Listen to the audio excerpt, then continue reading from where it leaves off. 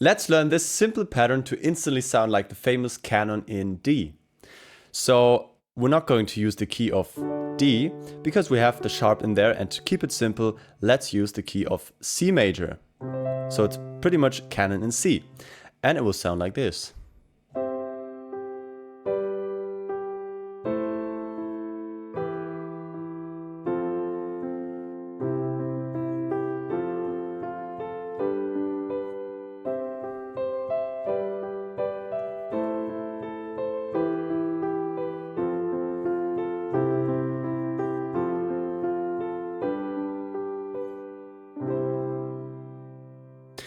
Okay, so what's going on here is pretty much a very simple switch between the two shapes that we just continually use.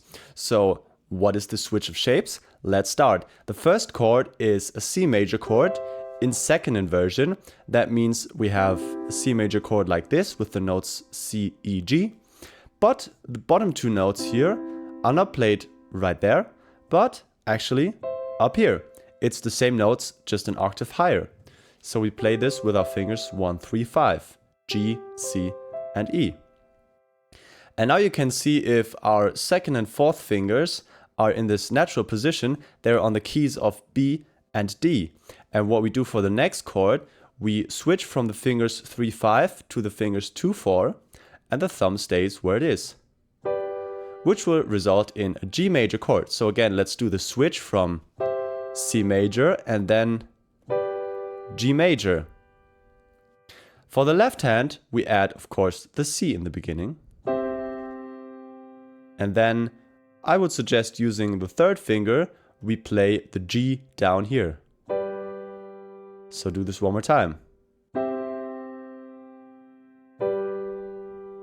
Okay, now that we've learned this, we just apply it again. Our next chord we start from is A minor. So we have E, A, C, left hand plays A, and then again do the switch here, and the left hand goes down to the E. You can remember this because the left hand will always jump to the lowest note that we play in the right hand. So we have the A in the left hand, and we can see already we play the E here, so the left hand will have to go to the E as well. And now, one more time, we start on this F major chord with 1, 3, 5, and you can see the left hand will have to go to this C here, and with the switch we also go to C major. So again, one more time, we start with C and then go to G. And then to find this next chord, you can simply look at these two white notes here in between, which are not being played right now. We need to move our third and fifth fingers to these notes, which will then look like this. Again, here these two notes are free, F and A, so we have to move our third and fifth fingers here. Let's do this again with the left hand.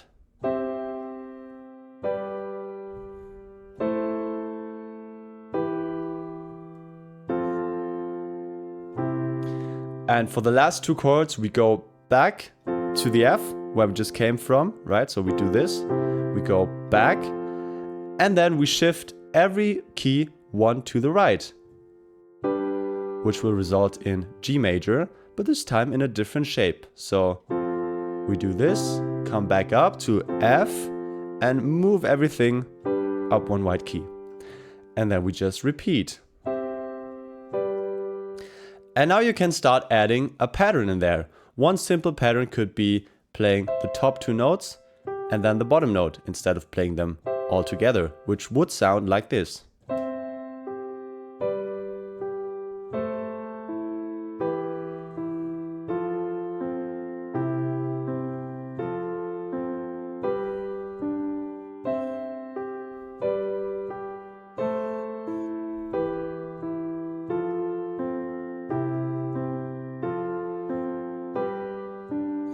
Or we can also do an arpeggio pattern like this. So what's going on here is we play the top note and then we play the notes from the bottom up.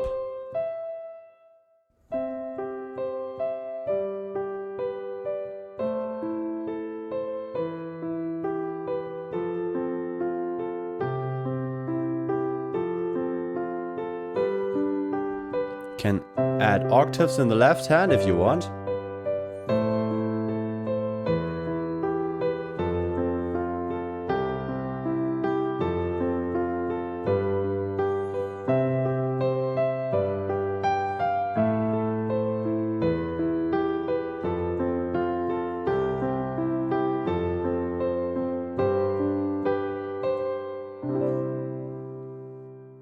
And if you want to start learning the piano and finally fulfill your lifelong dream, click the link in the description and access my step-by-step beginner course.